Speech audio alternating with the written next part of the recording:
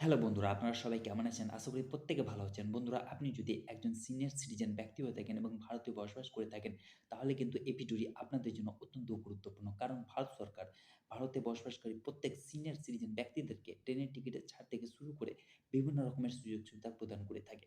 তো একজন senior citizen ব্যক্তি হিসেবে আপনি যদি চান ট্রেনের টিকিটের ছাড় পেতে এবং অন্যান্য সমস্ত সুযোগ-সুবিধা পেতে এবং এর জন্য আপনাকে কোথায় যেতে হবে, কী ডকুমেন্টস লাগবে এবং কতদিনের মধ্যে এই ছাড়গুলি আপনারা পাবেন ইত্যাদি সমস্ত কিছু তথ্য আজকের এই ভিডিওটিতে আমি বিস্তারিতভাবে আলোচনা করব। তো আপনাদের রিকোয়েস্ট করব ভিডিওটি স্কিপ না করে ১ম থেকে শেষ অবধি মনোযোগ সহকারে দেখার। আমার এই WP ইনফো ইউটিউব চ্যানেলটিকে সাবস্ক্রাইব করে পাশে থাকার। কারণ আপনার একটি মূল্যবান সাবস্ক্রাইব এই চ্যানেলটির জন্য অত্যন্ত গুরুত্বপূর্ণ। তো বন্ধুরা দেরি না করে চলুন শুরু করা যাক। বন্ধুরা অন দ্য স্ক্রিন আমি আপনাদের দেখাবো ট্রেনের টিকিটে প্রত্যেক প্রবীণ নাগরিকদের ছাড়ের বিস্তারিত বিবরণ। তো চলুন দেখে নেই। তো প্রথমত হচ্ছে যে যোগ্যতার মানদণ্ড অর্থাৎ এই ছাড় পাওয়ার জন্য আপনাকে কি যোগ্যতা অর্জন করতে হবে তো চলুন দেখে নেই। তো পুরুষদের জন্য বয়স হতে হবে ৬০ বছর বা তার বেশি এবং মহিলা যাত্রীদের জন্য বয়স হতে হবে ৫৮ বা তার বেশি। তবেই কিন্তু আপনারা ট্রেনের টিকিটে ছাড় পাওয়ার জন্য যোগ্য। তারপর হচ্ছে ২ নম্বর যে পরিচয়পত্রের প্রমাণ অর্থাৎ আপনাদেরকে কি ডকুমেন্টস লাগবে তো চলুন দেখে নেই। প্রবীণ নাগরিকদের বৈধ পরিচয়পত্র বহন করতে হবে। যেমন ১ নম্বর আধার কার্ড, ২ নম্বর প্যান কার্ড, ৩ নম্বর পাসপোর্ট, ৪ নম্বর ড্রাইভিং লাইসেন্স, ৫ নম্বর ভোটার আইডি কার্ড। এই সমস্ত বৈধ পরিচয়পত্র কিন্তু আপনাকে বহন করতে হবে। তারপর হচ্ছে ছাড়পত্র। প্রয়োজন নেই, তবে আইডি প্রমাণ বাধ্যতামূলক অবশ্যই থাকতে হবে। তারপর হচ্ছে যে ছাড়ের ধরন। যদিও ২০২০ সালের মার্চ মাসে ট্রেনের ভাড়ায় ছাড় বন্ধ করে দেয়া হয়েছিল। তবুও প্রবীণ নাগরিকরা নিম্নলিখিত সুবিধাগুলি পেতে পারেন।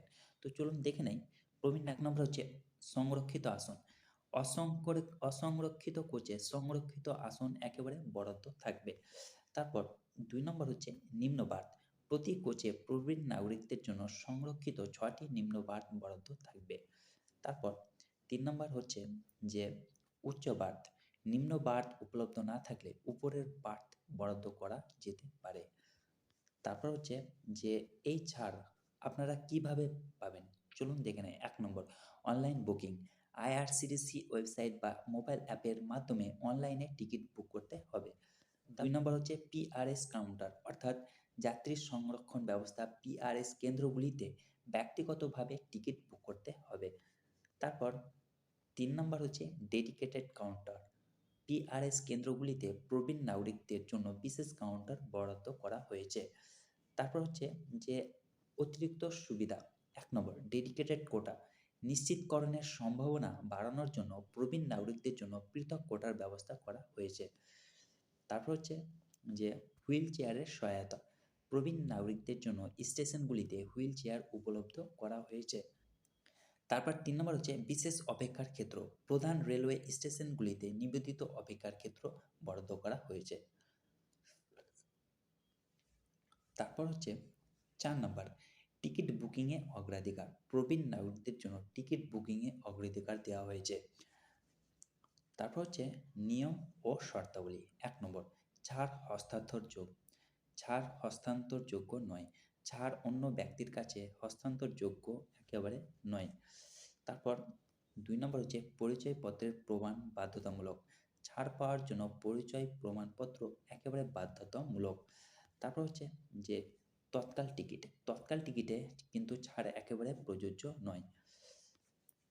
তারপর হচ্ছে বাতিলকরণ এবং ফেরতের নিয়ম। ১ নম্বর বাতিলকরণ চার্জ। রেলওয়ের নিয়ম অনুসারে বাতিলকরণ চার্জ কিন্তু প্রযোজ্য। তারপর ২ নম্বর হচ্ছে রিফান্ডের নিয়ম।